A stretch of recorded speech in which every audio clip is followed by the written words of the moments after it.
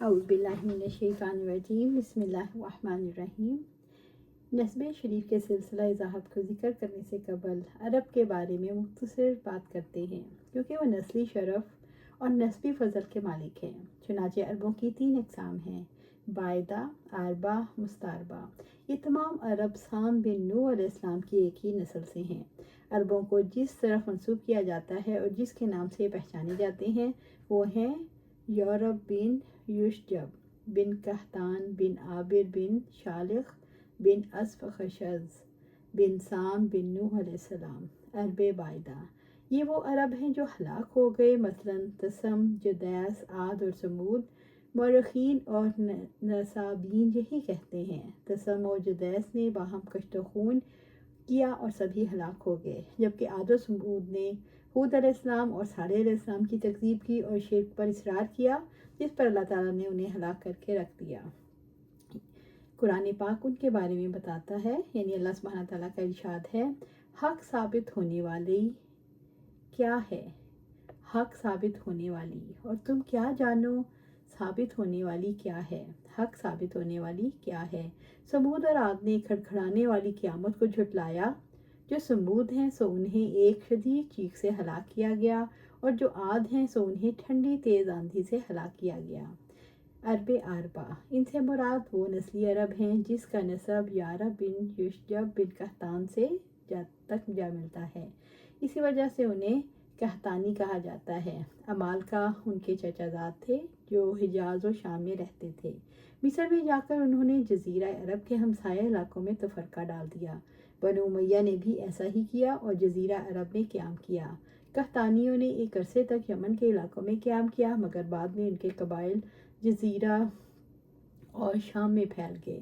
ان میں سے ایک قبیلہ جرہم کا تھا جس نے اسماعیل ہاجرہ علیہ السلام کی اجازت سے حجاز مکی میں پڑاؤ ڈالا۔ عرب مستعربہ، عرب مستعربہ اسماعیل علیہ السلام کی اولاد ہیں۔ انہیں اس وجہ سے عرب مستعربہ کہا جاتا ہے کیونکہ ابراہیم علیہ السلام یارب سے نہیں بلکہ عابر بن شالخ بن اسفخشز بن سام بن نوح علیہ السلام کی اولاد سے ہیں۔ یہی وجہ ہے کہ ان کی زبان عربی نہیں سریانی تھی۔ یہ دراصل عراق کے بابلی باشندے کلدانیوں کی زبان تھی۔ ابراہیم علیہ السلام نے شام میں ہجرت کے وقت کنانیوں کی زبان میں کلام کیا، عربی زبان میں نہیں۔ اسماعیل علیہ السلام نے یمن کے قحطانی قبیلے جرہم کے افراد میں پرورش پائی، جس نے حاجر علیہ السلام کی اجازت سے مکہ میں پڑاؤ ڈالا۔ آپ نے ان سے عربی سیکھ کر ان سے استعداد باہم پہنچائی اور بیان و ادب اور بلاغت میں ان سے کمال حاصل کیا۔ بعد ازاں اسماعیل علیہ السلام کی اولاد نے آپ سے اپنی ماں بنت مزاز جرہمی سے اور مکہ میں اپنے ہمسایہ ننہال سے عربی زبان سیکھی۔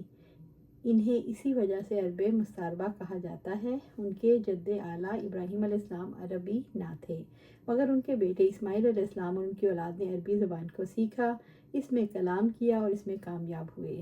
ہم یہ بھی کہہ سکتے ہیں عدنانی قبائل کو عموماً عرب مستعربہ کہا جاتا ہے۔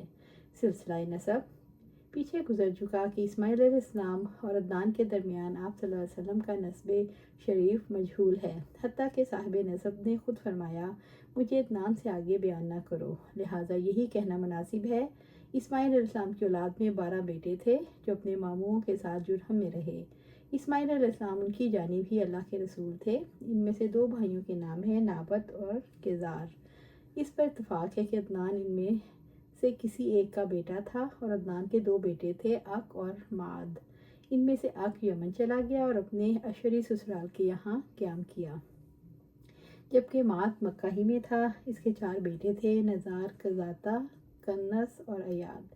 کنس کے اکثر بیٹوں کا انتقال ہو گیا جو زندہ تھے، ان میں سے ایک نعمان بن منظر تھا۔ ایاد ایک قبیلے کی بنیاد بنا جس کی نسبت ایادی کہلایا۔ قس بن سعدہ ایادی ہی انہی میں سے تھا۔ قزار یمن کے علاقے حمیر میں جا کر اقامت پذیر ہوا۔ نزار اپنے بھائی ایاد کی مانند حرم ہی میں رہا۔ اس کے ہاں مزر، ربیہ اور انار پیدا ہوئے۔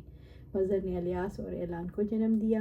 الیاس کے ہاں مدرکہ، تابخہ اور کمعہ پیدا ہوئے۔ مدرکہ کے ہاں خزیمہ اور حزیل پیدا ہوئے۔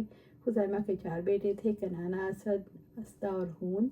کنانہ نے ملک نضر، مالک اور عبد مناف کو جنم دیا۔ نظر کی کنت ابو قیس اور ان کے تمام قبائل اسی جانب ہی منسوب ہوئے۔ ان کے ہاں مالک اور مخلد پیدا ہوئے۔ مالک بھی نظر کے فہر پیدا ہوا۔ فہر کے گھر غالب، محارب، حارث اور اسد پیدا ہوئے۔ غالب بن قہر، لوئی، تیم اور قیس نے جنم دیا۔ لوئی بن غالب کے ہاں کعب، غالب، سامہ اور عوف پیدا ہوئے۔ کعب بن لوئی کے ہاں مرہ، عدی اور حسیس نے جنم دیا۔ مرہ بن کعب کے ہاں کلاب، تیم اور یقظ نے جنم دیا۔ کلاب بن مرہ کے ہاں کسی اور زہرہ نے۔ کسی بن کلاب کے ہاں عبد مناف، عبدار اور عبد عزا، عبد کسا۔ عبد مناف بن کسا کے ہاں ہاشم، عبد شمس، مطلب اور نوفل۔ اور ہاشم بن عبد مناف کے ہاں عبد المطلب، اسد، ابو ضیفی اور نزدہ۔ اور عبد المطلب کے ہاں عباس، حمزہ، عبداللہ، ابو طالب، زبیر، حارث، حجل، مقوم، زرار اور ابو لہب نے جنم دیا۔ اللہ سبحانہ تعالیٰ سے دعا ہے ہمیں قرآن و سنت پر عمل کرنے کی توفیق دے اور اس پر جما دے، اور جنت الفردوس میں اپنے پاس خیر عطا فرمائے۔ آمین یا رب العالمین۔